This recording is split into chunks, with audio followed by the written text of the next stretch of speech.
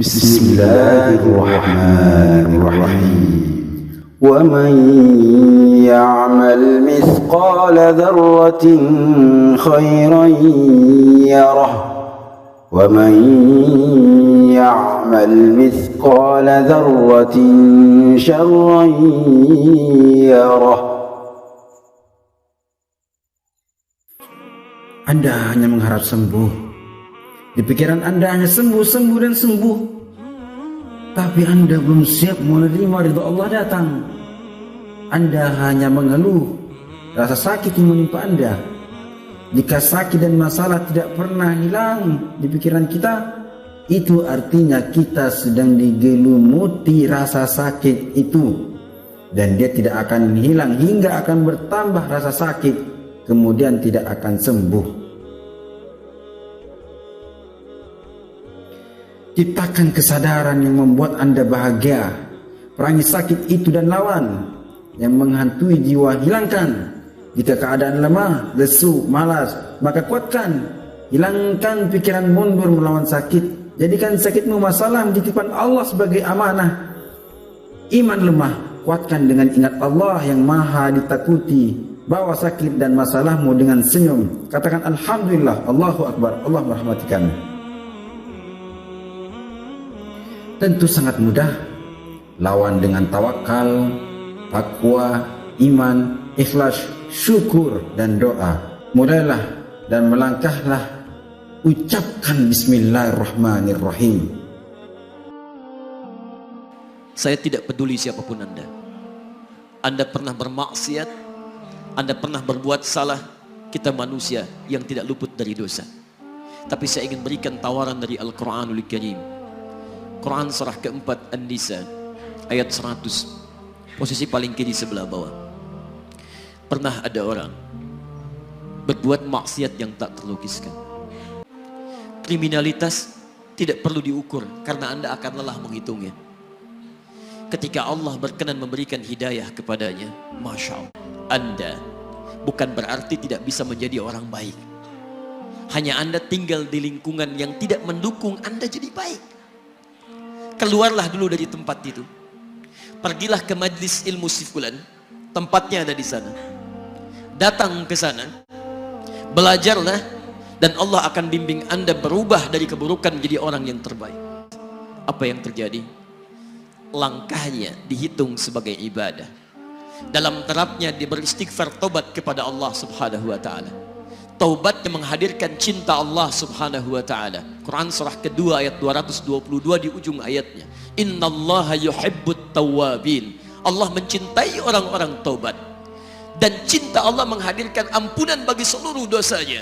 Quran surah ketiga Ali Imran ayat 31, paling kiri sebelah atas. Qul in kuntum tuhibbunallaha fattabi'uni yuhibbukumullah. Allah cintai orang yang mau taat pada Rasulnya. Lihat, ketika Allah mencintai seorang hamba, wa yaghfir lakum dzunubakum, Allah ampuni seluruh dosa-dosanya. Derap langkahnya menghadirkan istighfar, taubatnya menghadirkan cinta Allah menghadirkan seluruh ampunan bagi dosa-dosa yang ia miliki. Nah, bertobat diampuni dosanya, derap langkahnya ada pahalanya, dakhalal jannah. Turun ayat untuk melukiskan tawaran yang sama kepada kita. Wa may yuhajir fi sabilillahi yajid fil ardi muraghaman katsiran was'a. Siapapun yang mau berubah kembali pada ketentuan jalan Allah, kalau dia masih punya batas-batas kehidupan, kami akan berikan kelapangan di sisa hidupnya dan kelimpahan-limpahan kenikmatan selama dia hidup. Masya Allah, bedanya dengan orang tadi belum sampai ke majelis ilmu. Anda sudah hadir di dalamnya, langsung di rumah Allah, diberikan tempat yang terbaik dan kita akan belajar. Kalau dengan semua ini belum mempermudah Anda ke surga, dengan cara apa lagi Allah mesti mengantarkan Anda ke surga? Kalau dengan duduknya Anda di sini belum mau juga bertobat, dengan cara apa lagi Allah harus membimbing Anda bertobat? Kalau dengan seperti ini belum juga Anda taat kepada Rasul, dengan cara apa lagi Allah mesti meyakinkan Anda untuk taat kepada Rasulullah SAW? Setiap orang yang hidup pasti punya masalah, karena masalah ini diciptakan untuk meningkatkan kualitas hidup. Kalau tidak ada marah, bagaimana bisa menguji sabar? Kalau tidak ada bohong, bagaimana bisa ketahuan jujur? Kalau tidak ada cemberut, bagaimana bisa tampak senyum? Kalau tidak ada malas, bagaimana bisa ada rajin? Selalu ada, diciptakan itu untuk meningkatkan kualitas kehidupan kita. Kalau Anda dititipkan masalah sebesar apapun, itu artinya Allah percaya kepada kita. Karena persoalan itu hanya mampu kita tuntaskan, orang lain gak sanggup. Ini seakan-akan kalau bahasa Qur'annya, hei, ini saya percayakan pada kamu karena kamu yang bisa, yang lain gak bisa. Kamu jangan mengeluh, cuma kamu yang bisa. Masa Allah percaya, kita tidak percaya?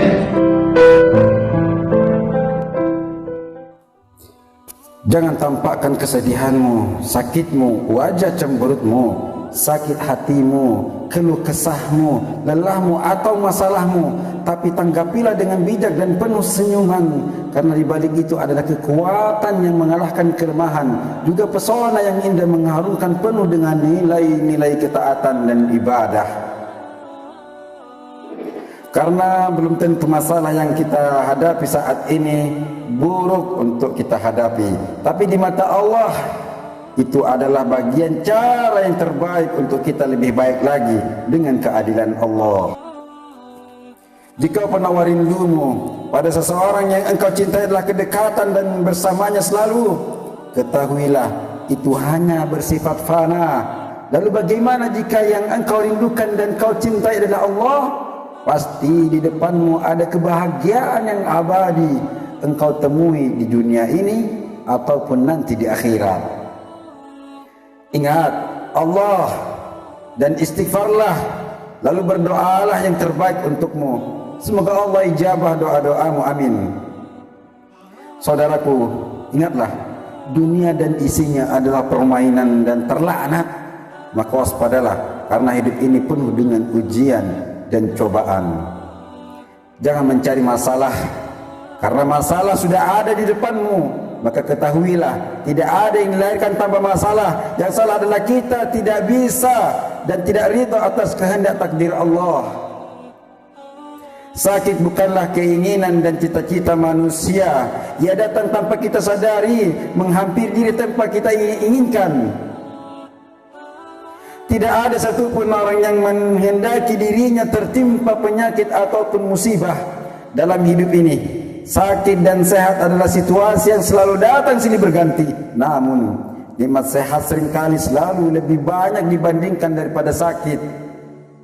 Tidaklah seorang muslim tertimpa suatu penyakit dan sejenisnya, melainkan Allah akan menggugurkan bersamanya dosa-dosanya. Segala penyakit pasti ada obatnya. Tinggal kita berupaya mencari kesembuhan sekuat tenaga, berikhtiar. Sakit dan sehat tidak bisa kita hindari. Semua orang tentu tidak menginginkan rasa sakit ataupun masalah. Namun bagiku itu adalah fase yang harus dinikmati, karena bagiku itu bagian yang membuat rasa sakit menjadi lebih berharga. Manusia bukanlah robot yang tidak pernah merasakan sakit dan lelah, tapi kita manusia yang membutuhkan istirahat. Tidak ada orang yang mengatakan hal ini mudah. Jika engkau sudah mulai lelah, percayalah bahwa saat ini ada orang yang sedang memikirkanmu dan berharap engkau pulih kembali. Katanya, badai pasti akan berakhir, dan aku adalah orang percaya itu. Tidak banyak yang aku akan katakan di sini. Jangan pernah menyerah dan jadilah seorang yang kuat, karena segalanya pasti akan jauh lebih baik. Allah menyayangi hambanya bukan hanya dengan memberikan kenikmatan, tetapi juga rasa sakit itu sendiri. Karena dengan rasa sakit itu mereka akan lebih mensyukuri nikmatnya. Rasa sakit ini hanyalah sementara. Rasa sakit ini adalah penghapus dosa. Semoga kita bisa mengambil hikmahnya. Ingat, jangan mudah menyalahkan orang lain, karena belum tentu dia bersalah. Tapi kitalah yang salah. Kita bukan Tuhan yang bisa menghakimi sesuatu, tapi tugas kita adalah berupaya menjadi yang lebih baik. Sebuah cobaan akan berlalu sering dengan besarnya kesabaran seseorang. Kesabaran selalu menjadi obat bagi setiap musibah, dan dia adalah parameternya. Rasa sakit ini pasti berlalu. Itu cuma cobaan saja dari Allah. Nabi dan para sahabat dan rasul-rasulnya juga pernah melanda hal tersebut dengan banyaknya cobaan-cobaan. Cobaan itu ataupun sakit memang menyakitkan, tapi dia tidak akan membunuh kita. Yang dia bunuh hanyalah sifat pengecut dan lemahnya iman kita kepada Allah. Aku menyadari betapa kita semua ini sangat membutuhkanmu. Sabar, jangan menyerah, dan terus lawan penyakit itu. Ya, semua orang berjuang untuk melawan sesuatu. Nah, kamu sedang melawan sakit, jadi bersiap-siaplah. Kekhawatiran tidak membuatmu sedih esok hari, tapi bisa melemahkanmu hari ini. Kesembuhanmu tergantung dari mood, ya. Jadi selalu berpikir positif. Janganlah kamu takut dengan rasa sakit, sebab dengan semangatmu itu akan hilang rasa sakit tersebut. Sakit ini bukan penghalang untukmu lebih baik. Kamu harus percaya bisa melewati semuanya. Mungkin saat ini kamu belum tahu jalannya. Jalan masih teramat jauh, mustahil berlabuh bila berdayung tak terkayuh.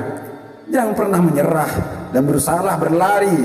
Hadapi cobaan yang ada di depanmu dengan sabar, ikhlas, ibadah dan doa kepada Allah. Apapun yang kamu rasakan saat ini, tetaplah semangat. Aku harap kamu menemukan kekuatan itu setiap hari. Saat kau membalas kebencian dengan amarah hingga mencaci maki, saat itulah musuhmu menang. Banyak orang yang berharap kepada Allah, tapi diberi jalan yang lain. Ketahuannya nanti pada suatu saat nanti, ingat, ketika Anda punya hal-hal yang tidak menyenangkan dalam kehidupan, musuh yang sebenarnya adalah hawa nafsumu yang mengajakmu ke lembah yang nista. Misal, keinginan Anda tidak sesuai dengan keinginan Allah. Anda ingin A, tapi Allah ingin B. Maka kata Quran, ikutin keinginan Anda sesuai dengan keinginan Al-Quran. Perangi hal-hal yang tidak baik pada diri Anda. Contoh, buruk sangka, menuduh, perasaan yang tidak menyenangkan. Boleh jadi yang Anda tidak inginkan lebih baik di mata Allah. Sebaliknya, boleh saja Anda mengharap sesuatu, tapi di balik itu ada hal-hal yang tidak baik di sisi Allah. Kenapa? Lihat baik-baik. Allah tahu masa depan Anda, sedangkan Anda tidak tahu. Kalau Anda tidak bisa membaca dan merasakannya, caranya adalah berpikir dengan akal-akal pesimis dan berpikirlah positif. Nangis, buat apa? Buang-buang waktu, nggak ada kerjaan. Nikmatin, jalanin dengan ridha, tawakal pada Allah. Sudah, apalagi? Cukup berserah diri kepada Allah Sang Khalik. Coba lihat sisi baiknya saja. Biasakan bersyukur, berbicara positif pada diri sendiri, memperbanyak senyum.